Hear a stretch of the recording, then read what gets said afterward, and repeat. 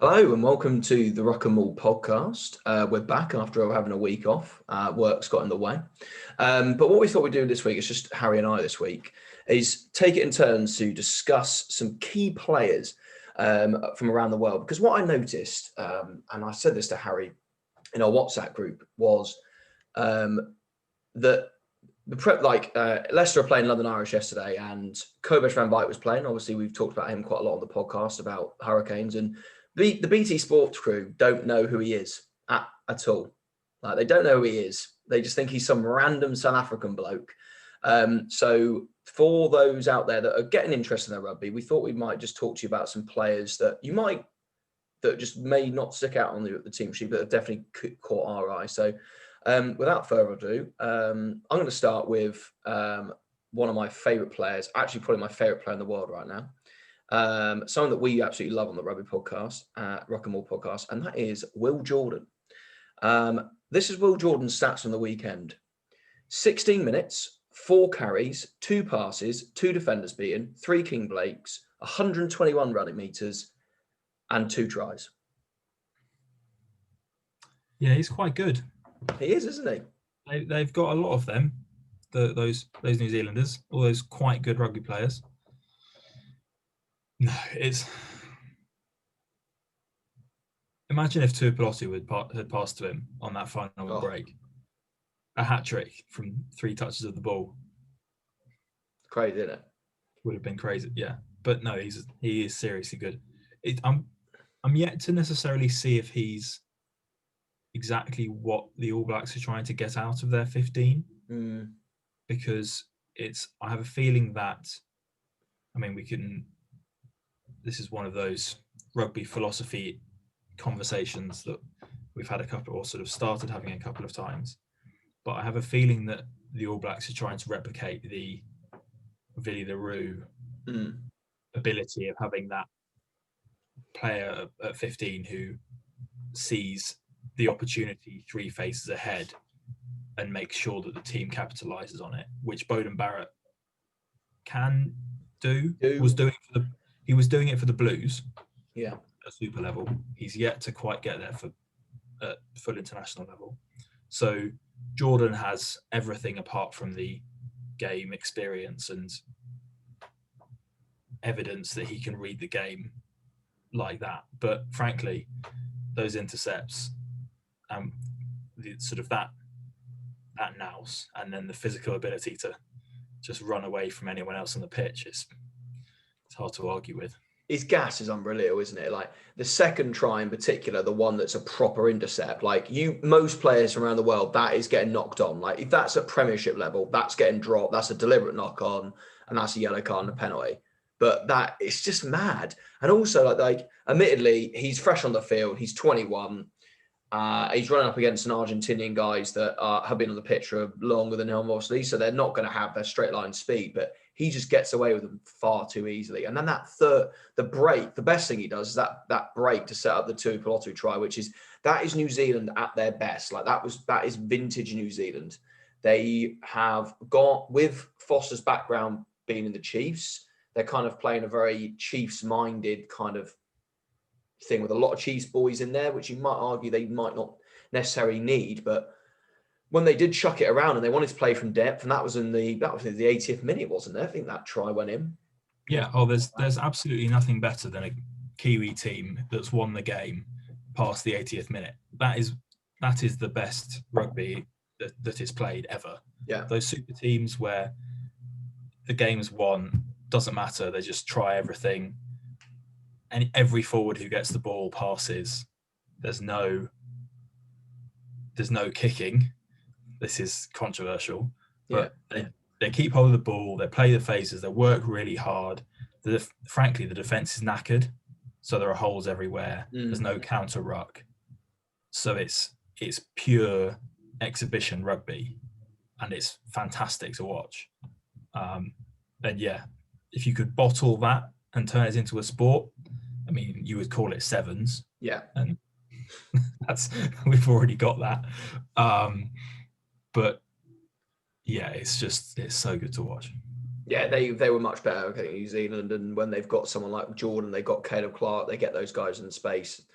Every team in the world at the moment, every international side is in transition at the moment. You can't really say anyone's really got a nailed on.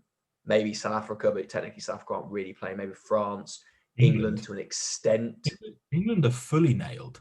Yeah. Forward wise, I'd say England are nailed. I still think that right wing berth is available for someone. Possibly. Over to you. Who you would like to talk about? I think same position, similar prodigy, similar brilliant weekend. Didn't score 2 tries, but Johan Lloyd. Yeah. He's so somebody we knew he was good from the talk around the Bristol camp this time last year, or maybe coming into the final third of the season last year. And he had a couple of opportunities and a couple of sub appearances in the post-lockdown, whatever you would call that, weird mini season over the summer in the Premiership for Bristol, and played a couple of games at 10, a couple of sort of was at 10 for a bit of it, was at 15 for a bit of it, and we saw he was good. We saw he could keep up with it, but we didn't quite see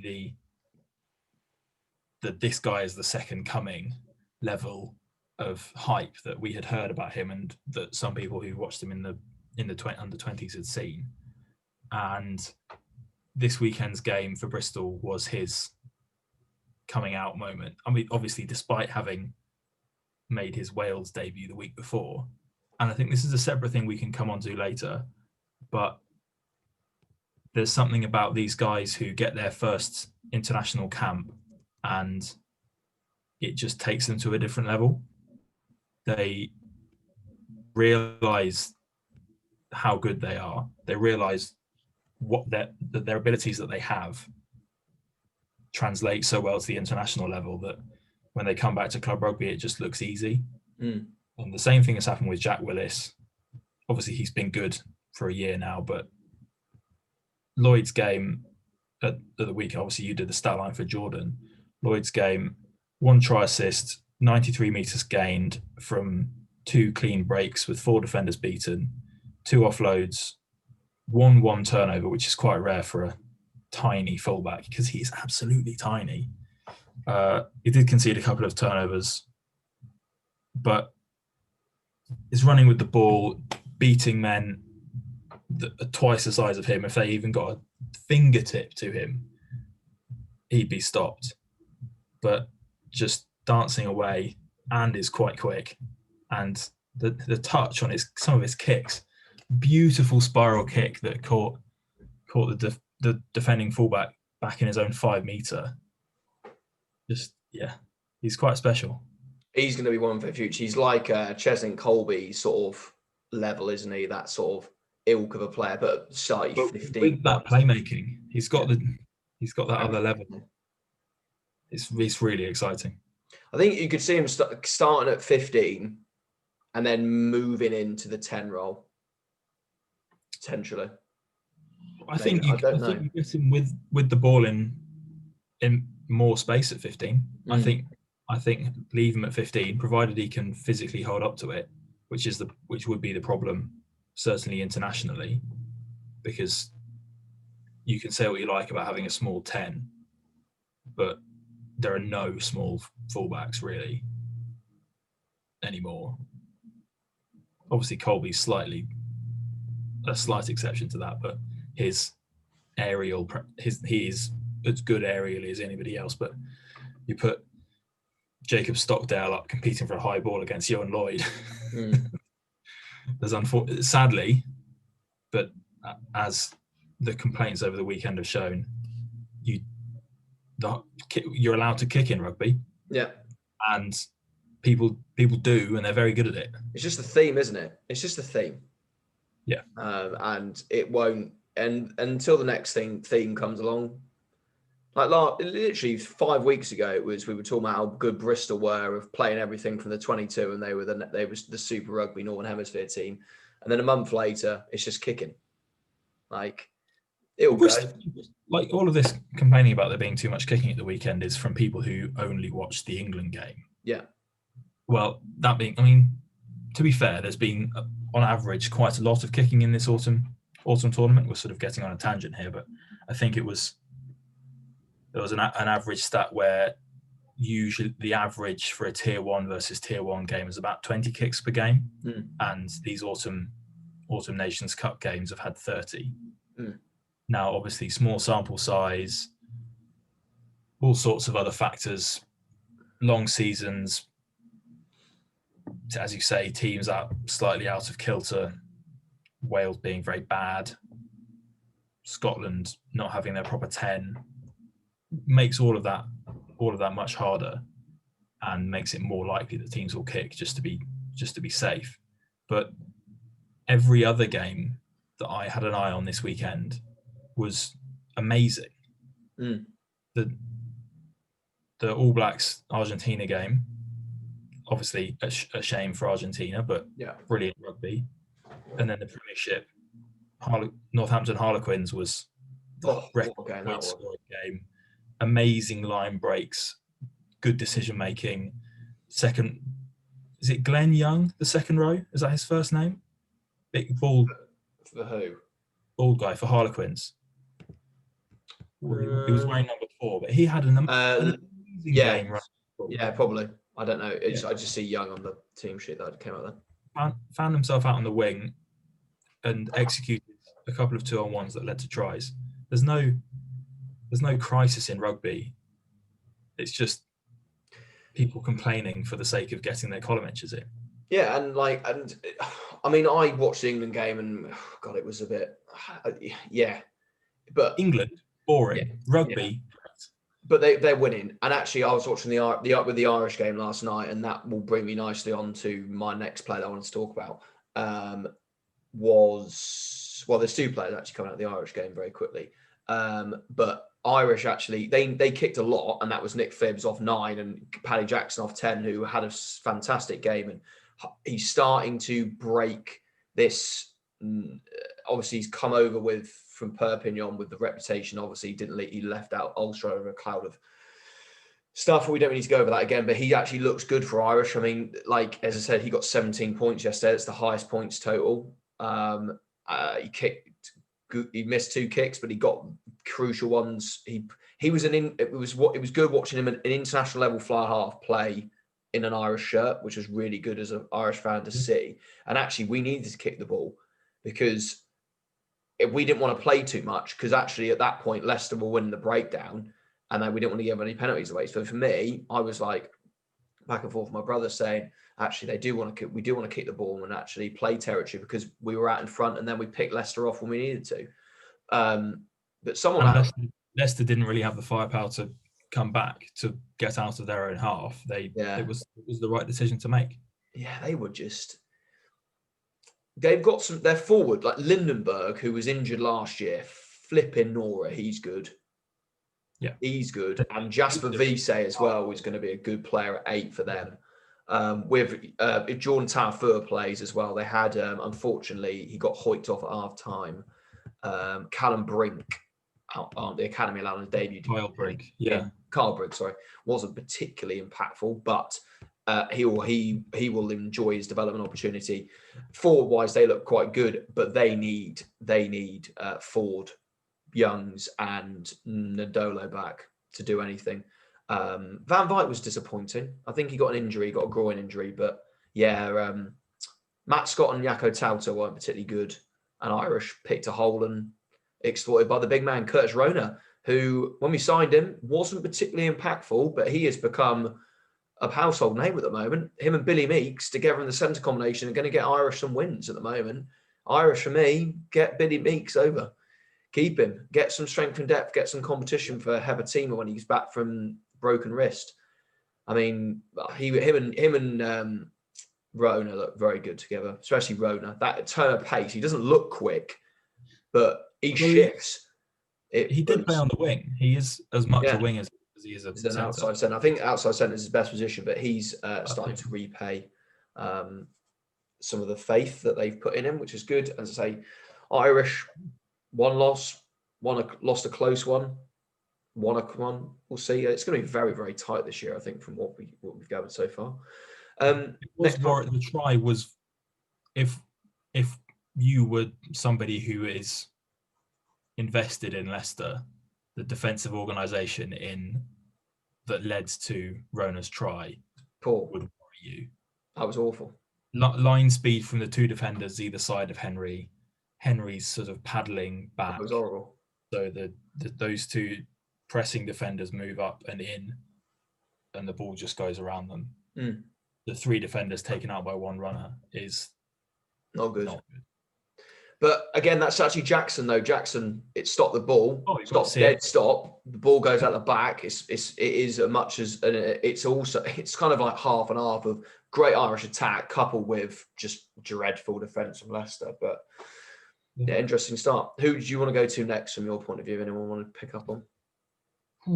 You did kind of spring this on me, but I talk about him at every occasion, so now may well be one of them. Alfie Barbary having another brilliant game. Let's talk about Alfie Barbary. 120 running meters, more than any other player in the Premiership this weekend.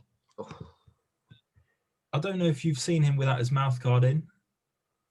He's only got one big front tooth, and the other one is lost somewhere in the playing fields of England.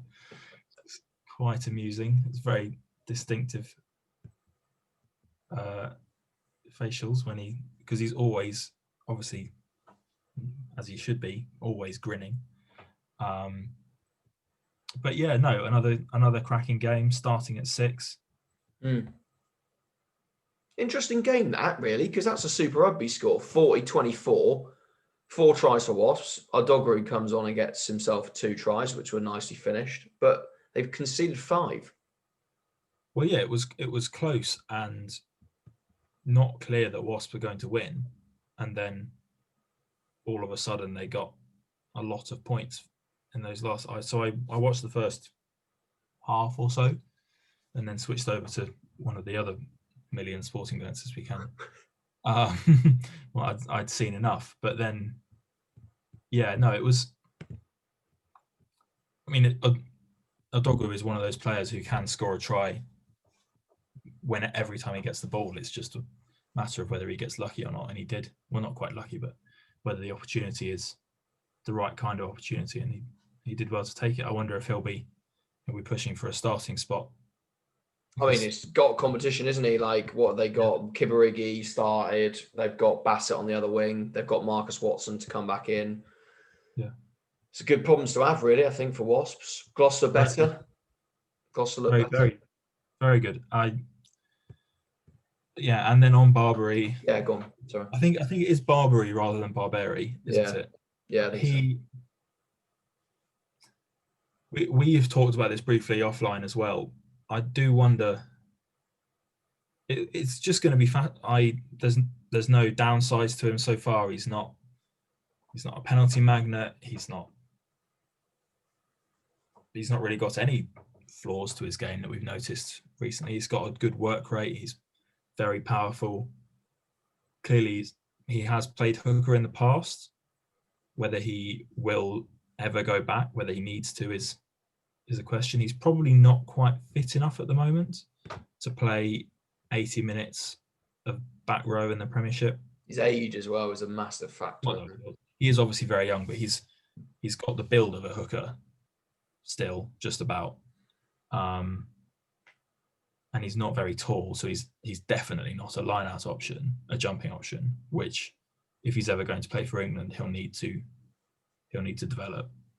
But if God forbid Tommy Taylor gets injured again, which is not unlikely given his really unfortunate history, Gabriel Ogre, yeah, between the two of them, there's a lot of competition for that rotation hooker spot, but they just have to get Barbary on the pitch and the ball in his hands at the moment. He just has to play. He's brilliant, and there's nothing stopping him at the moment. He looks just just looks the real deal, doesn't he? He's just going to have a breakout season like Don Brown. Obviously, they're going to have to manage him because he's 19, I think. Yes. But he's not like Jack Cook, for example, at London Irish. He was the 6th because Sean O'Brien was injured. The academy, they think very highly of him. I rate him highly. Jack Cook looks like a kid out of the academy because like he hasn't had conditioning yet. But Barbary looks like Thomas Young. Like he looks like a proper professional rugby player, which is terrifying. Yeah, no, he's going to be a very large unit. He'll be a 50 cap England player. Like he's going to be. Well, maybe, but yeah, again, there's also so much. But he's only 2 years younger than. He's just another one, isn't he? Curry. There's so much choice. I don't want to talk about the England back row. You do or you don't? I don't particularly know. We can do that when we preview England-France, actually, at the end. Quick one. But we'll keep on the Premiership. Very quick side note, because I talked about him last year. I had him in my fantasy rugby team last year. Didn't really get me a lot of points. Didn't play for Worcester a lot. But someone to watch out for. Scored 2 tries in 2 games. Tom Howe is someone to keep an eye on at the moment. Got a lot of. I rate him quite highly, actually. I had him on my rugby fantasy team last year. Keep an eye on him. 2 from 2. But Worcester going down 30 points to Bristol, as we talked about earlier. The next fun fact about Tom Howe. I don't know if you know this. Did he play for Beaconsfield or something like that? He did. Yeah. Played for RGS High Wycombe and Beaconsfield Rugby Club. For those who don't know, if anybody is watching this, I play for Beaconsfield Rugby Club as well. He's the same age group as us, and when he heard that I was joining, he immediately scarpered and went off to his professional academy. I can't imagine why. So we never actually played together, sadly, but a lot of my cohorts did, and obviously he was brilliant then. And it's really good to see him doing so well. He was on the books at Wasps for a while and didn't get the opportunities that didn't really get many opportunities at all. But since going to Worcester, he's become one of their really indispensable players. Good work rate, good defensively, and has, as we saw in that try, really has the gas still. Yeah, he's got good finishing power against the Irish the week before as well. It was a lovely try in the corner. Well, and so again on that Irish game and on Worcester wingers, Nick David is. Tom Howe is very good. I do think Nick David is maybe a bit better, but where did Worcester find these wingers from? Because don't you think where they've had in the past, Miles Benjamin was an amazing winger before he went to Leicester and ruined his career. Marcel Garvey, what a winger. David Lemmy was there at one point with them. They've had Bryce Heem, who's now at Toulon. They've had some others in the past, like in Pennell, obviously. Cooper Vuna. Who did you say? Who did you say I missed that one? Chris Pennell. Oh, of course, yeah. Well, Chris Pennell's more of a fullback. Still outside back. I think so. Certainly recently, and it probably pads their numbers as much as anything else. Playing on a 4G or a 3G every other week can only be good for wingers. Yes. So maybe David and Howe are not necessarily the standard as some of the other Premiership players, but they look good because they play on the 3G. But it's not like they can't do it on grass. It helps everybody evenly, and they do well.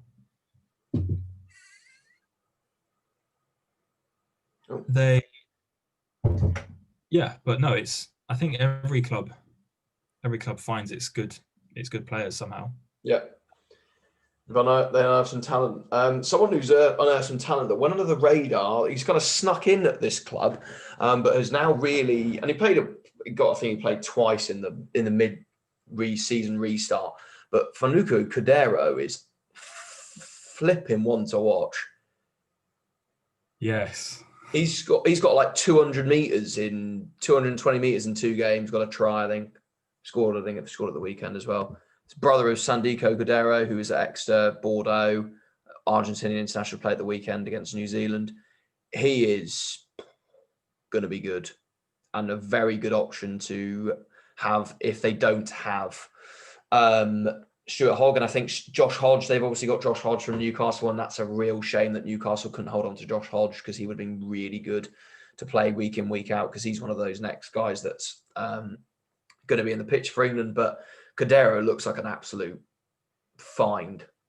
Yes, I mean, well, it is a particular shame for Hodge personally, because he will have gone to Exeter with the intention of playing in these games where the various international backs are injured, and he would get his chances there. And for whatever reason, obviously, maybe the Exeter management just saw Cordero and thought, this is just and I suspect this is probably the case, that he was just a talent that couldn't be ignored, because he was basically unknown. I don't think he'd even played sevens for Argentina. I think he's more or less just not quite out of school, but not with any particular pedigree, and other than his brother, obviously.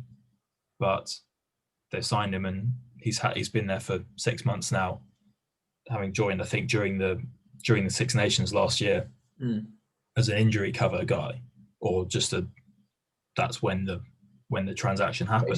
They snuck him in. They not like they've done some wizardry, but he was a very under the radar. Yeah, there was no fanfare. It's almost like either they signed him because he looked interesting, and then he's just been brilliant in training ever since, because he came off the bench in a couple of games in the post-lockdown Premiership. Yeah, but he didn't obviously didn't start for them at all.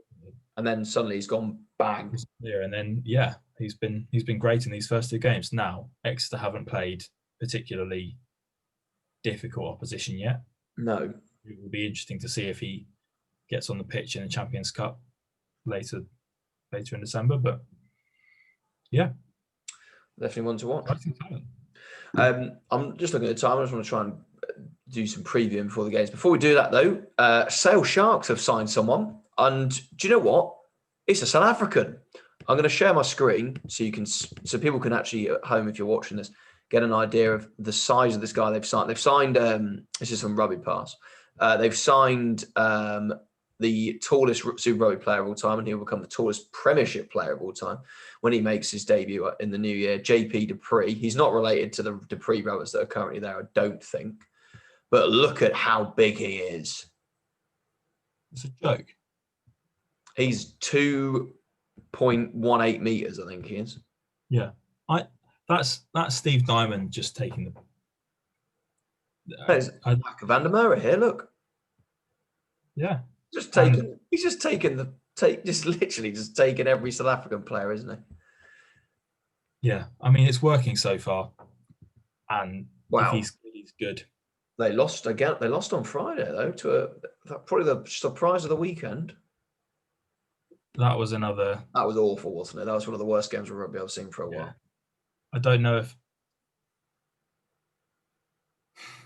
Sale frequently managed to be both good and terrible to watch, and bad and good to watch.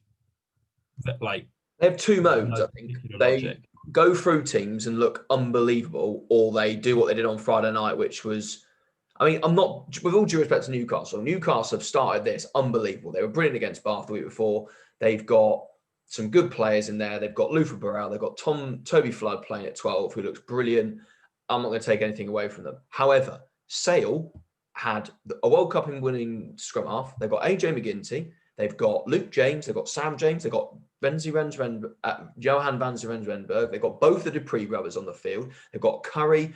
They had basically a full strength team, and they just couldn't do anything. They were rubbish. Yeah, no, it's sometimes difficult to work out what these teams think they're doing, what they think they're achieving, because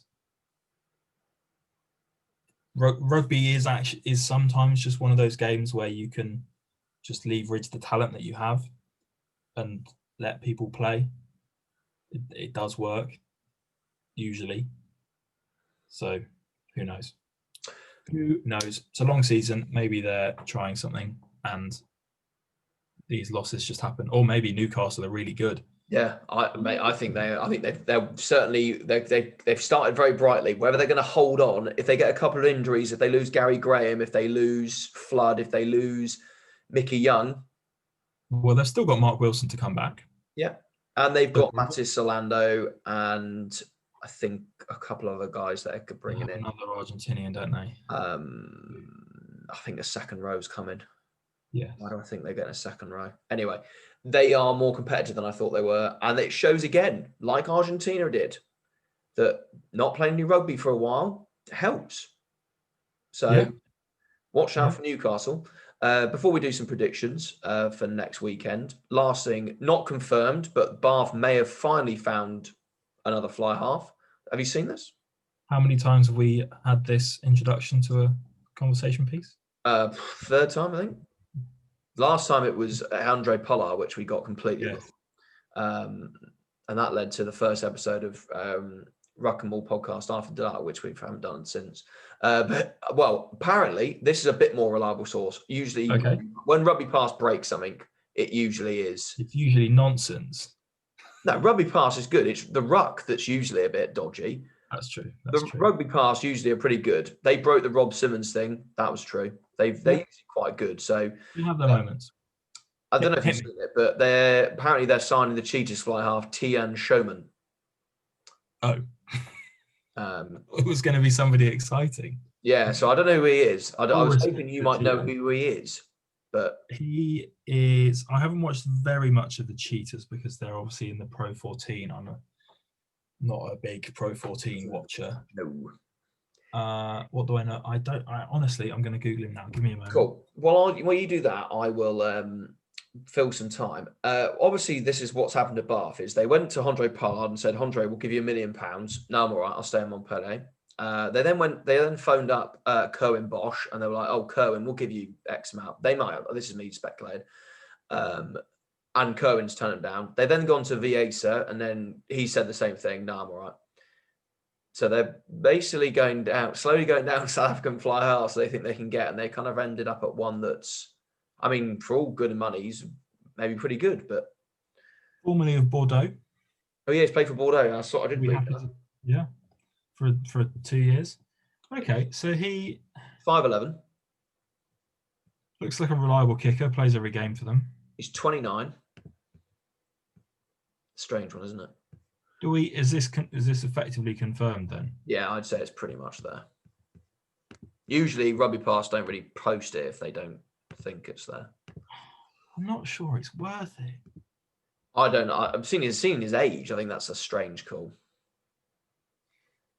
Well, we'll have to see. I'm sure. Well, we'll wait for that to be confirmed. It looks like he can also play 15. So depth.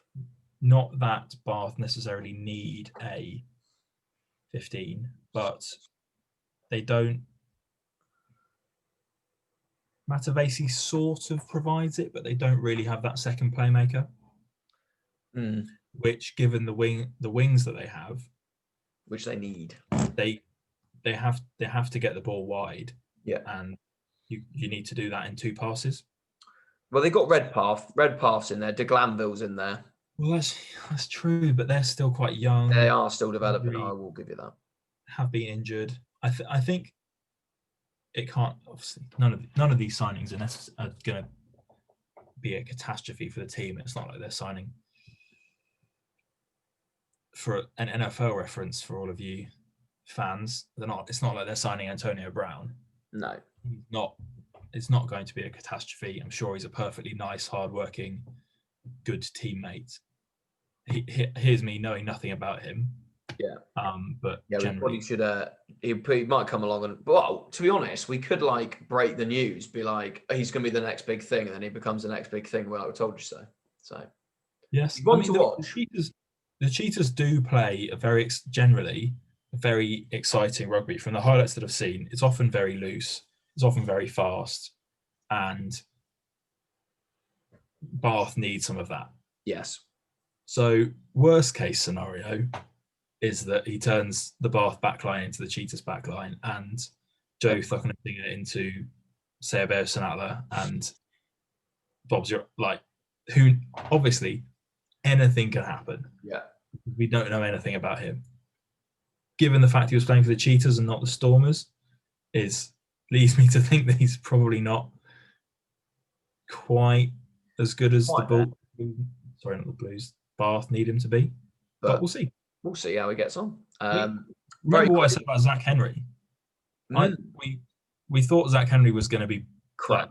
Not quite sure whether he can hold it, and admittedly his defense hasn't been great, but in attack he's been. Yeah, it looks great. I like the look of Zach Henry. He's a far. Someone to keep an eye on. Very quickly, last thing, because we know everyone loves Bordeaux, as we know we do. If you don't know that, Bordeaux won at the weekend, courtesy of Ben Lamb, who was slow but surely settling in at Bordeaux. 89 running meters, 6 defenders beaten, 2 clean breaks, 2 turnovers. That's impressive, and a match-winning try. He's a sevens player, isn't he? What a player, Ben Lamb. Yeah, that's fantastic. That's not slowly settling in. That's proper Ben Lamb numbers. Well, he wasn't particularly good against Bristol when they played against Bristol, so that was my reference point. Well, that's true. But he is getting there now. Right, we've got 4 minutes. Gallagher Premiership. Of Bordeaux players, Cameron Wokey, Mathieu Jalibert. Here we go. Friday night, Bristol, Northampton. Bristol playing well, Northampton not playing well. Bristol, by a lot. Well, Bristol's really struggling with injuries. Pulled it out of the bag a bit last week.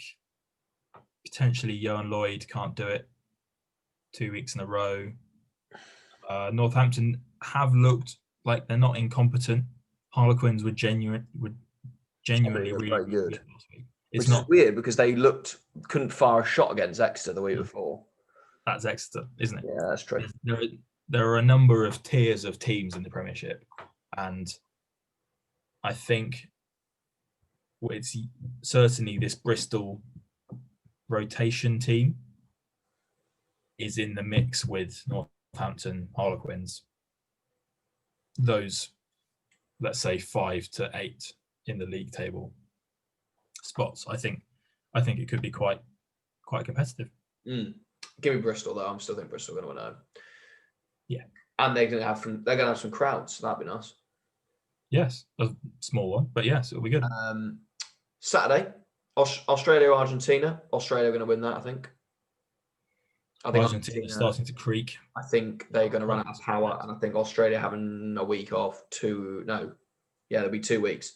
They will win. Premiership wise, Leicester, Chiefs are winning that. Wasps Newcastle though is interesting. Wasps will win.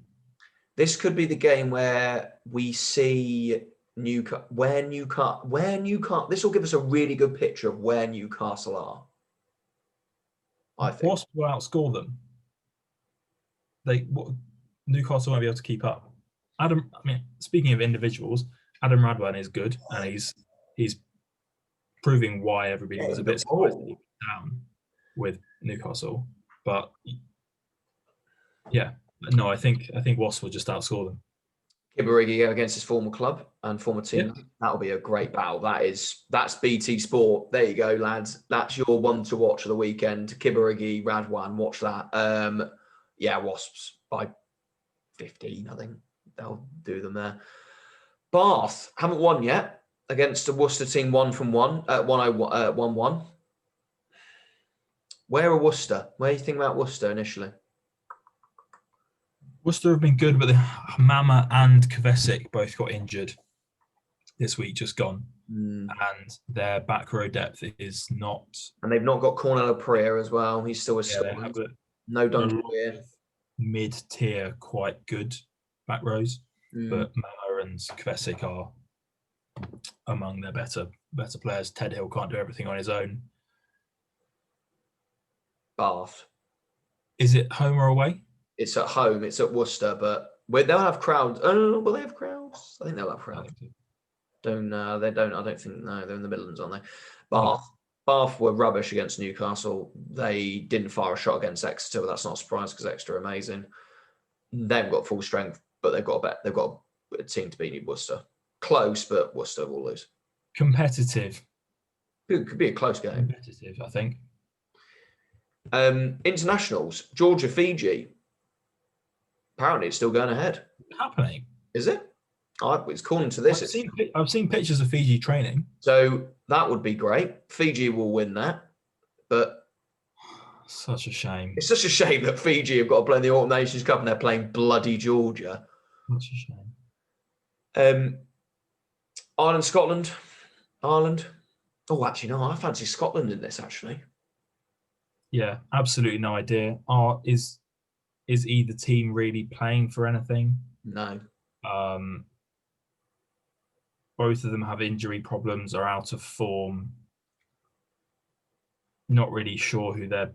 Well, I say that. Scotland are pretty sure who their first choice is and have been playing well. They're more settled than Ireland are, I think. But the individual talent is with Ireland. It depends on the side they pick, I think. Yeah. But Scotland at the moment are a bit more composed team. I reckon Scotland could get a chance. I reckon Scotland have got a chance of nicking that. I think that'll be quite close. I reckon that's one to watch. I don't think it of all if we're recommending things that are fun to watch, that's not on that list. The only one I'm recommending is Australia, Argentina, if you want to watch any international rugby. Depends on the French team. We'll come to that in a minute. So have you heard about the French team? No, but should we do Wales, Italy quickly, and then Wales? Right, England. Do you reckon Italy maybe? They've looked relatively competitive. Or Wales? As good a time as any. Oh, please, it'd be brilliant. He'll get fired.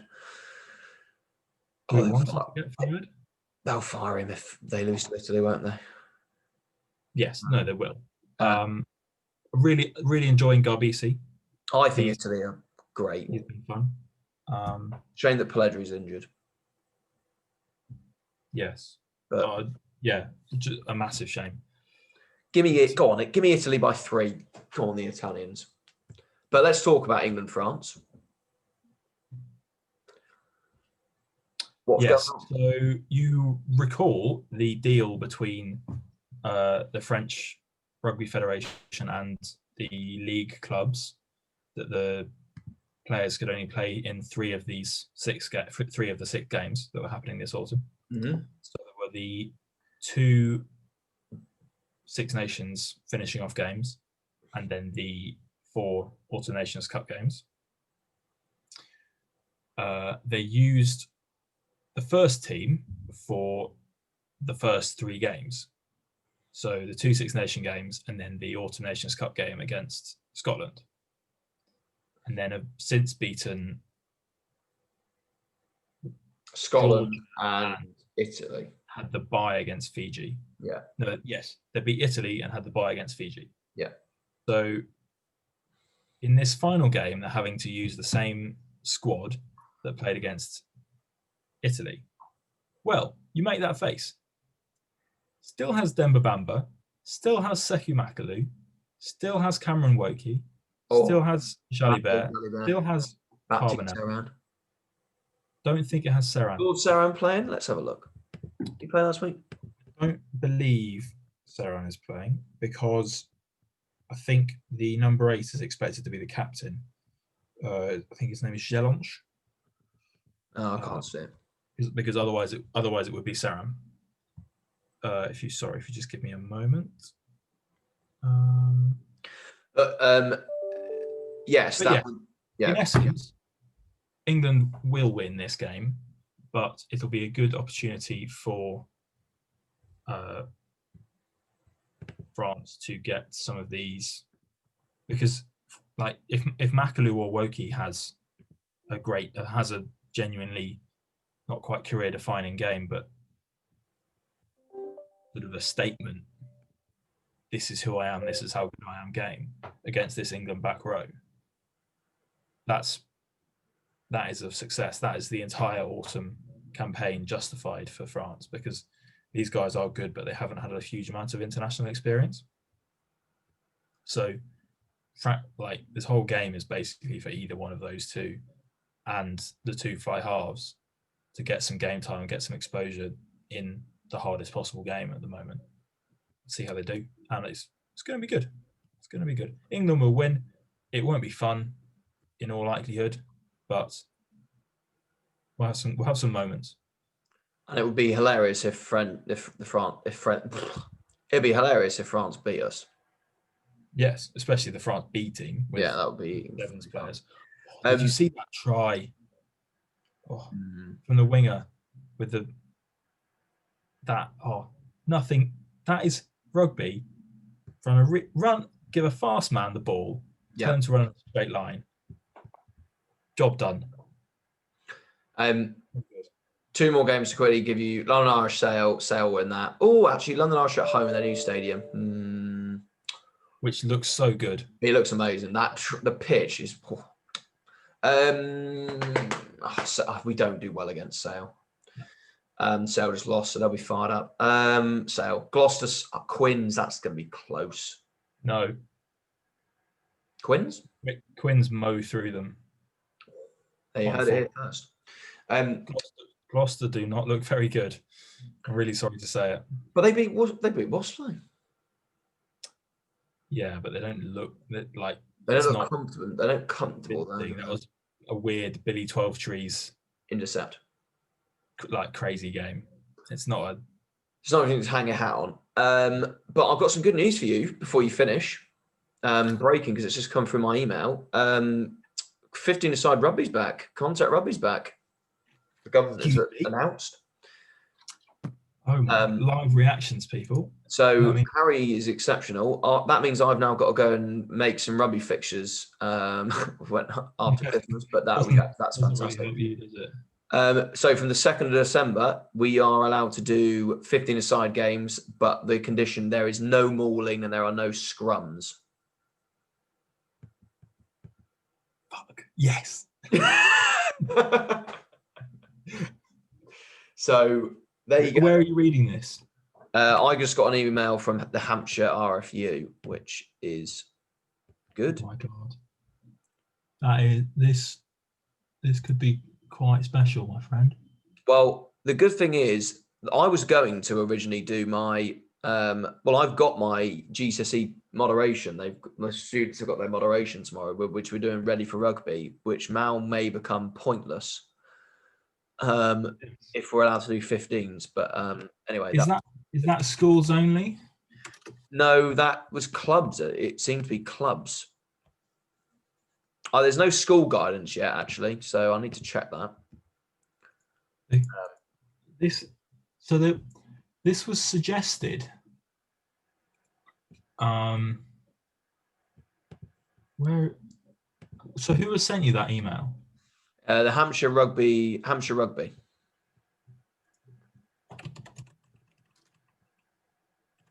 It might not be on any of the websites yet. Yeah, it was just so following the government's announcement last week, the outdoor team sport to play approves. From Wednesday the 2nd, we are delighted to confirm that the government has today approved our submission to return to 15-a-side contact rugby with some adaptations. There will be no scrums or mauls. The game would restart with the scrum. It will be replaced with a free kick. A minimum of 5 and a maximum of 7 players from each team are required to form a line out. Clubs can resume adapted training. Clubs can resume friendly fixtures from the Friday the 18th of December. This allows players to prepare properly and safely. Clubs can still play ready for rugby if they have matches coming up for the 2nd of December to the 18th of December and beyond. There is no obligation to play adapted 15-a-side contact fixtures. So, yeah, we're getting back to normality. That's fantastic news. Rugby, there's obviously been no community rugby in England since second week of March. I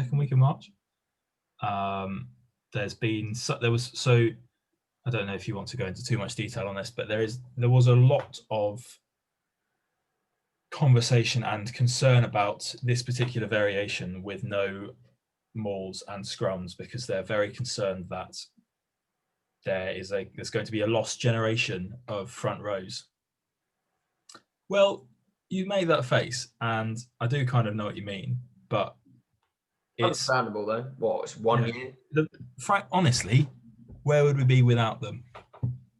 Like, the whole game is from England to Hampshire schools fours. We really every single club struggles for good front row, struggles for front row full stop. Yeah. And I mean, you should see some of the guys that obviously they're good at rugby, but they're not athletes. Some of the guys that we see at level 6, and I would say 90% of the guys that play prop or front row at level 6, they are more than good enough to be useful in a game with no scrums and no mauls.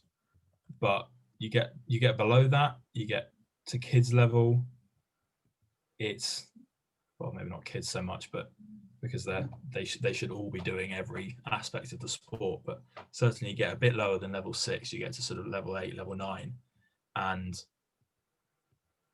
the variety, the sort of wide-ranging skill set isn't quite there for some of the front rows, some of the second rows, if I'm honest. It can be a bit difficult, but I think they've gone with getting people playing contact rugby, and the front rows will just have to adapt for now. Maybe it'll be good for them. Play like back rows for a bit. It's what they'd all want to be, really. But honestly, this really does change the game in terms of how it's played, because as a second row, I'm tired because I'm scrummaging and mauling all game. And if I'm not tired, I'm a very different player. And this is going to be really good fun. Going to wear my sevens boots. Yes. This has made my day. I've had some good news already today, but this is going to be quite special. I'm really looking forward to this. And I think that's a perfect way to leave it on. That there you go, breaking news from the Ruck and Maul podcast. Yeah. Rugby's back after a very tough 2020. That's some great news. I hope you enjoy this little one. Obviously, we've gone a little bit longer than we've originally planned, but that gives you a bit of an insight on some players to watch, which you might be looking at your team sheets now going, I know who that person is now. And you won't have to do a BT Sport commentary who basically look at the internationals and the Premiership and don't think there's any other rugby. Hashtag Kobus Van Wyk. As I say, engage with us on Instagram, Twitter, and give us a show, give us a like, give us a watch. Thanks. Cheers. Ta-ra.